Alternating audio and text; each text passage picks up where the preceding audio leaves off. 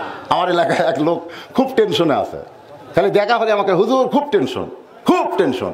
আমি বললাম ভাই কিসের টেনশন? বলে হুজুরের জামাত ইসলামের এক আমির মানে সহ সেক্রেটারি আজহারুল ইসলাম, তার ফাঁসি হবে হুজুর, তার ফাঁসি হবে। হাইকোর্ট থেকে ফাঁসির রায় দিয়েছিল, সুপ্রিম কোর্ট আপিল করছিল, সুপ্রিম কোর্টও রায়টা বহাল রাখছে, তো আজহার সাহেবের ফাঁসি হবে, এই নিয়ে আমার খুব টেনশন। আমি লোকটার হাত ধরে বললাম চলো চা খাবার যাই।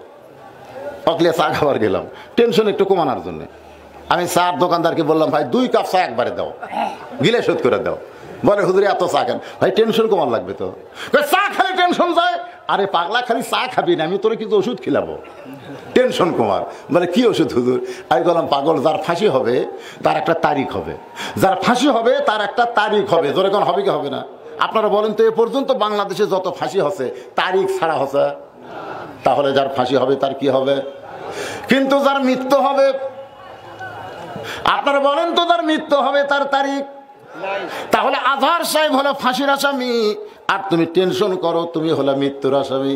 কারণ ফাঁসির আসামির তারিখ আছে, যেই মরার তারিখ আছে সেই মরা কিন্তু বেসাইজ হয় না, সাইজ হয়ে মরে। ধরে কোন কথা ঠিক কিনা? অমুক তারিখে আমার মৃত্যু হবে। মৃত্যুর তারিখ জানার পরে সে কোনোদিন রবীন্দ্রসঙ্গীত গাবে না, সে সবসময় আল্লাহর কোরআনের সঙ্গীত, কোরআন পড়বে। ধরে কোন ঠিক কিনা? পড়বার যদি নাও পারে আলিফ বা তাসা পড়বে, 5 ওয়াক্ত নামাজ ধরবে, তওবা করবে, সবসময় জিকির করবে, কান্নাকাটি করবে।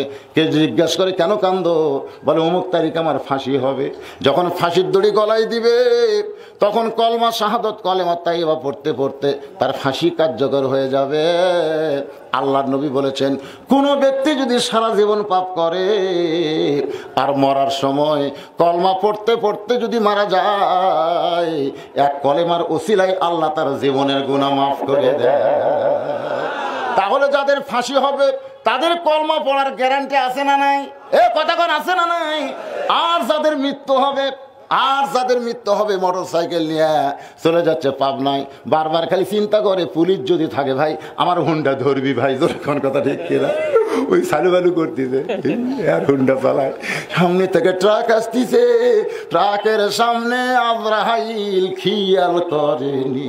ওইখানে পুলিশের খেয়াল। তোর কার খেয়াল? পুলিশের খেয়ালে কাক মারা দিছে, আজরাইলের হাতত মরছে রে। তা আজরাইল হাতত ধরা পড়লে উই আর বাঁচবি? এ ধরে কোন বাঁচবে? উই কি কলমা পড়ার টাইম পাছে?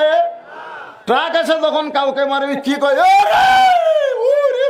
ওরে বাবারে কাছে পড়ছে। তাহলে আপনারা বলেন আমরা যারা মৃত্যুর আসামি আমাদের কোনো তারিখ, আর যারা ফাঁসির আসামি তাদের তারিখ আছে না নাই? আমি লোকটারে বললাম তুমি আজহার নিয়ে টেনশন করো না, বরং তোমাকে নিয়ে টেনশন করো। তুমি কখন জানি মরে যাবে, সবসময় টেনশন করো ঈমান নিয়ে মুসলমান হয়ে যেন মরতে পারি। এই টেনশন আমাদের করার দরকার আছে না নাই? এটা কখন থেকে করবেন? বুড়া হলে। ওই যে কাউসারি সাহেব মারা গেছে, উনি একটা কথা বলতেন ওয়াজে, যখন হবে চামড়া ঢিল আল্লাহর সাথে দিবে মিল, যখন থাকে চামড়া টাইট আল্লাহর সঙ্গে করে ফাইট। রে যুবকেরা তুমি মনে করো না তোমার দাদা আগে মরবে, বরং আল্লাহ হয়তো দাদার জানাজা নাতির জন্য। ধরে কোন কথা ঠিক কিনা? অনেক বাপকে দেখেছি আমি সন্তানের কবরে মাটি দিয়া কানতে কানতে বেহুশ হয়ে যায়। কখনো বাপ মনে করে নাই যে আমার আগে আমার সন্তান মৃত্যুবরণ করুক।